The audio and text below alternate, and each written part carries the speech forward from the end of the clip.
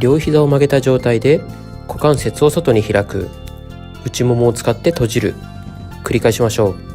内ももを使っている感覚がない人はスマホを持っていない方の手で内ももを触りながら足を閉じてみましょう。内ももの筋肉に力が入っている感覚があれば OK です。股関節を限界まで外に開いてから内ももを使って閉じるとより効果的です。次は左足だけ立てた状態で右足は伸ばして右足だけ股関節を外に開く、内ももを使って閉じる、繰り返しましょう。足を外に開くときは床につきそうになるまで下げましょう。そこから内ももを使って閉じましょう。硬い人は膝が多少曲がっても大丈夫です。内ももの付け根を使う意識だけ忘れないようにしましょう。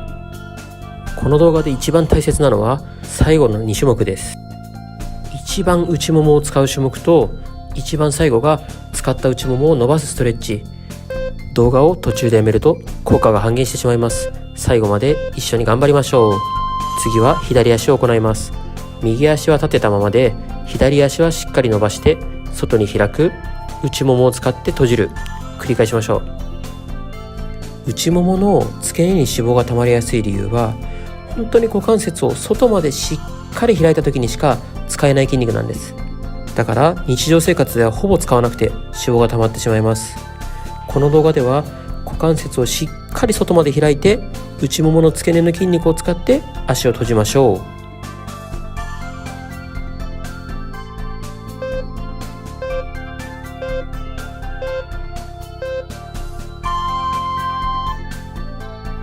次は股関節を片足ずつ内にねじります。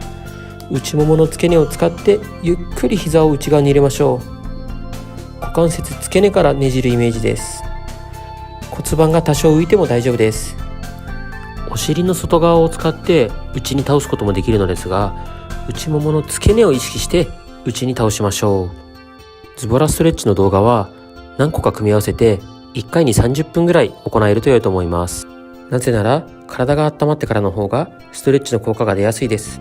一つの動画だけだと体が温まったぐらいで終わってしまいます。かかとを体の方に引きましょう。お尻とかかとをくっつけるイメージでそのまま股関節を外に開きます。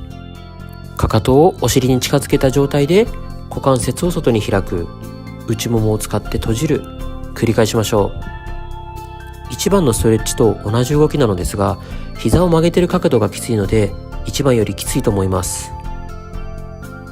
内ももの付け根を使って閉じることを意識し続けましょう。普段椅子に座っている時に膝と膝をつけたまま座っているのが苦手な人は膝同士をつけているだけでも内もものトレーニングになります。ぜひ仕事中や授業中にやってみましょう。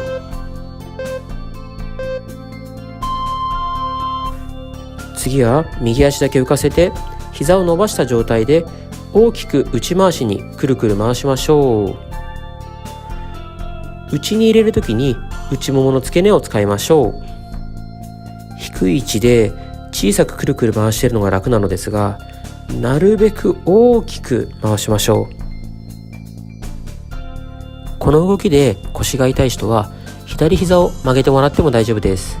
その状態で大きくくるくる回しましょう。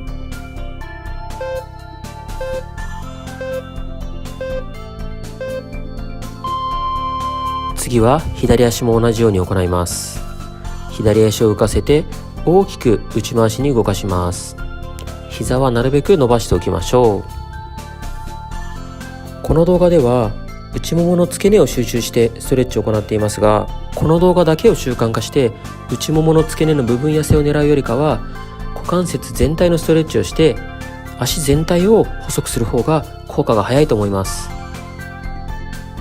腰が痛かったら右膝曲げていただいて大丈夫です。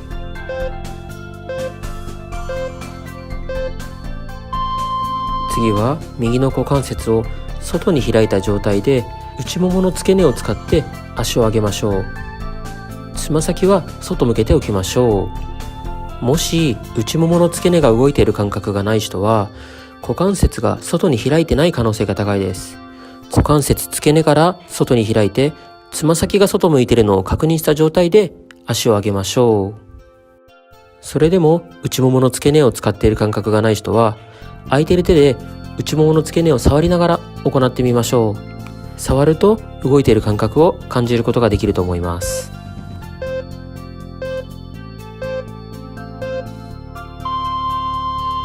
次は左足も同じように行います。股関節を外に開いた状態で内ももの付け根を使ってゆっくり足を上げましょう。これはすごい地味なんですが、恥骨筋という筋肉を使っています。もし興味がある人は概要欄に恥骨筋についての URL を貼っておきますので、ぜひ見てみてください。この動きでも腰が痛い人がいると思います。その場合は反対の足を立てて行いましょう。6分間かけて内ももの付け根の筋肉ばかりを使ってきました。最後の種目は内ももの付け根を伸ばすストレッチです。しっかり最後まで行いましょう。動画と同じように手で足の裏をつかみましょう。スマホは一回床に置きましょう。掴んだ足を体の方にぐーっと引きましょう。裏もも、内ももが伸びていれば OK です。もし伸びる感覚がない人は少し角度を変えてみたり、つま先を自分の方にぐっと寄せてみたり試してみましょう。硬くて足の裏に手が届かない人は太ももを持っても大丈夫です。こんな感じです。内もも、裏ももが伸びていれば OK です。これも伸びないという方は足パカでも大丈夫です。最後に内もものストレッチを行うということをお伝えしたいです。この動画が終わった後に行った方がいいストレッチを概要欄に貼っておきます。今日もお疲れ様でした。スマホは顔の前に置いてうつ伏せになりましょう。両手を耳の横につきます。そのまま肘をぐーっと伸ばして上半身を反らせます。腹筋のストレッチです。お腹、腹筋伸びてれば OK です。腰が反ってきついよって方は肘つきましょう。それでちょっと顎を上に持ち上げると腹筋伸びてくると思います。自分が無理ない範囲で呼吸止めないように腹筋をストレッチしていきます。デッドバグやる前にね、まずお腹周り柔軟性つけてやりやすい状態を作ります。 OK。 次は上半身べちゃっと寝ちゃって左足を右こっちに持ってきます。左のお腹の前面伸びる感じあれば OK です。つま先なるべく遠くに向かってぐーっと伸ばしましょう。ここ伸びますか？伸びない方はちゃんと肘を床につけたままつま先を後ろに向かってぐーっと引きましょう。右斜め後ろに向かって引くイメージ。ここ伸びれば OK です。呼吸止めないようにして、肩腰痛みがある方は絶対無理しないでください。よし OK。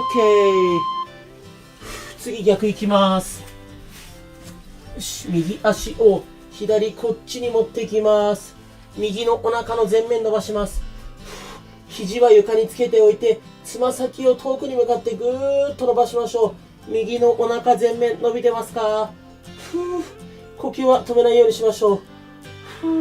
腰痛い方無理しないでくださいね。これいまいち伸びないよって方は上半身がこうやって浮いちゃってると伸びないです。肘はしっかり床につけたままですね。上半身寝かせてつま先は遠くに向かってぐーっと伸ばしましょう。よし OK。 そしたら次四つん這いになりましょう。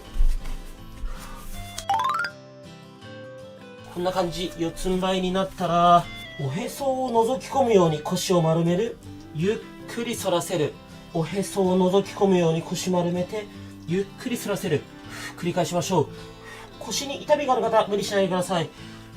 スピードは全く重要ではないです。普段動かさない範囲までゆっくり反らせてゆっくり丸める。しっかりおへそを覗き込んでくださいね。でこの次の種目から上向きに寝ます。スマホを手に持ったままできない種目があるので、スマホはどこかに立てかけるようにしましょう。しっかり丸める。 OK。 そしたらスマホはどこかに立てかけて上向きに寝ましょう。